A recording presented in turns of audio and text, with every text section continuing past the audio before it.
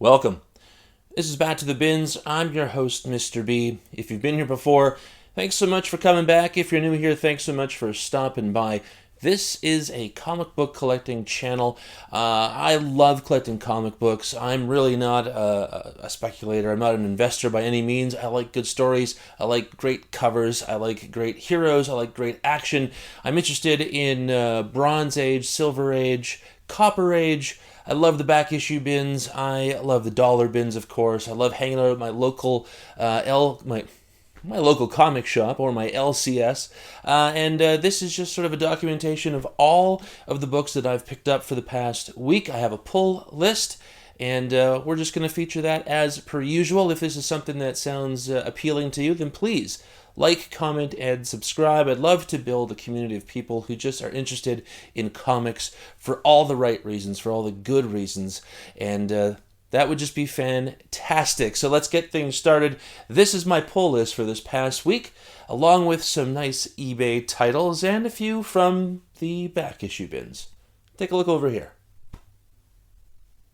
All right, like I said, these are my pulls for this week. I go in on Thursdays and pick up my books at 204 Comics in Winnipeg, and today we start as per usual in alphabetical order, and that brings us, of course, to The Amazing Spider-Man. This is Blood Hunt number 1. This is a 3-part mini-series. This is the variant cover by Jose Maria Casanovos. I don't really care about this title that much. I just really, really loved this cover. This is beautiful stuff. I am not familiar at all with Casanova's work, but I'm going to look into it. I think this is just beautiful. I love Morbius here on the cover, and I just love the composition. I love everything really about this cover. I'm not sure if I'm going to read it. I probably should. It's only 3 issues. I did notice, though, that the subsequent issues are not all done by Casanovas. The next one coming up is by Barons, whom is also an artist I'm just getting familiar with. I'm looking forward to that, but the third one isn't by either of them as well. I just wish it would be a sort of a 3-part series by the same cover artist. Just kind of cool. Anyway, I mentioned that there's going to be some eBay stuff, and I did pick up some eBay books. They came to me a couple of days ago, and I had told you last time that I'm trying to collect this Batman series. This is the Chip Zdarsky run. This is issue number 125. This is the Gabriel Dell'Otto cardstock variant. This is, of course, Zdarsky's first writing for the title. And I have a 9.8, of course, graded copy of the A cover. But I am just in love with Gabriel Dell'Otto's work, and this is one of his covers.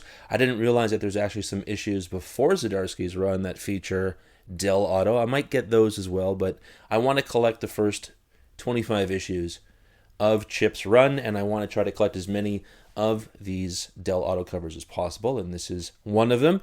This issue also is the first appearance of Batman of Zur-En-Arrh, also the first appearance of Failsafe, and Executor, or Executor. Executor? Executor. I'm not entirely sure. I mean, it's English, I should know, but anyway, moving right along with some more eBay stuff, and Gabriel Dell'Otto. This is issue number 126, although this is the Alex Garner variant. I'm just completely ruining this whole session here, but nonetheless, this is one of those oddballs in that run, and I really did like this cover. I love the suit.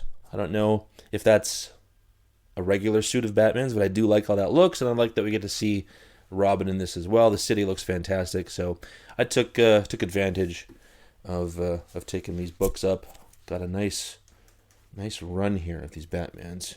Here we go again. This is number 127. Look at this. I mean, come on. This is the Dell'Otto wraparound. Beautiful, beautiful stuff. When I get those first 25 issues, I will read this run, but I have really purchased these all for the covers. I just absolutely love this stuff. As a cover collector, Dell'Otto is just one of the greats. Man, oh man, so good.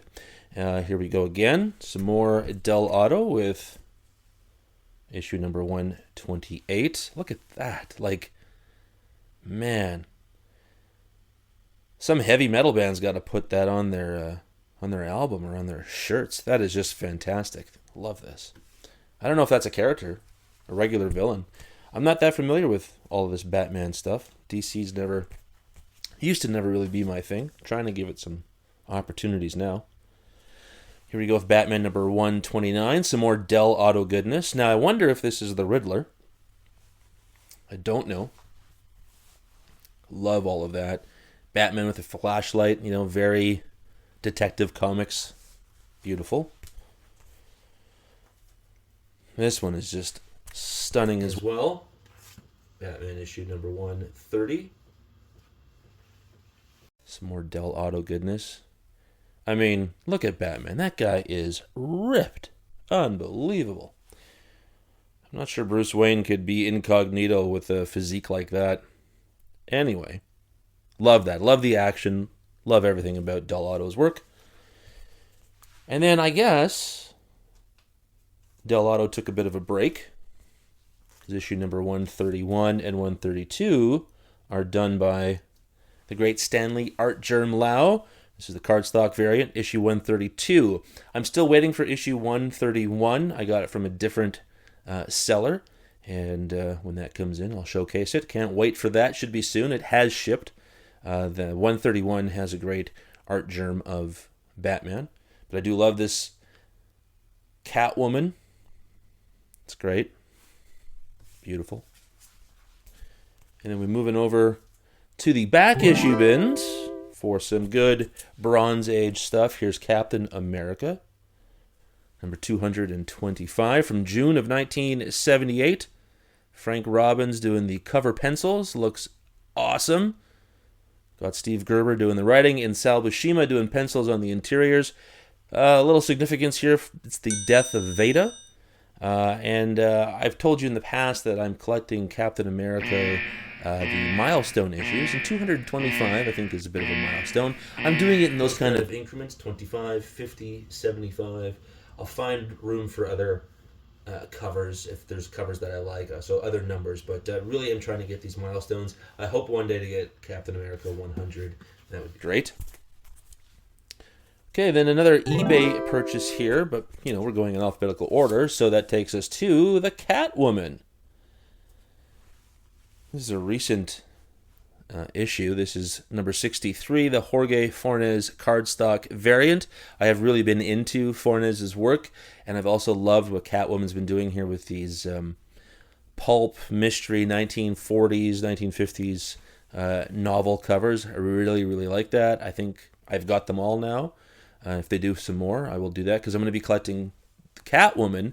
I want to start collecting issues 50 to 75. Looking forward to that. But the issue 50 is a bit of a hard one because it's that beautiful Sozomaika cover. Got to pay a pretty penny for that. It's not like break the bank or anything, but Anyway, back to the poll, the FOC for this week. Here we've got Doom number 1. This is the Adi Granov variant. I just love this. The realism of the whole thing, just spectacular. I have read good things about this on League of Comic Geeks. A lot of people seem to like it. I actually saw somebody say that the interior, whoever the artist on the interior is doing sort of, like, it has this sort of Jack Kirby look to it, which I can't wait to see what it is. I am extremely behind in my reading list. I think I've got about 16 or 17 comics before this one, so we'll see when I get there. But as per usual, there's usually a good variant cover or another cover to get. This is Doom number 1 again. This is the George Perez variant. Of course, you gotta love Galactus. Love it. I guess Galactus will be in the MCU at some point, along with Doctor Doom, so can't wait to see that, and I can't wait to read this. Speaking of the Fantastic Four, from the back issue bins, Here's what I've been trying to get for a while. This is the Fantastic Four number 200. Nice milestone issue here. This is from August of 1978. That's a Jack Kirby cover. I'm trying to collect issues 200 to 400, and it's nice to get this one to start sort of the bookend and keep moving forward. I don't know how many of these I have. I certainly don't have even 100 of them yet, so I got a long way to go. But this is really one of those long-term goals for me, to collect 200 to 400.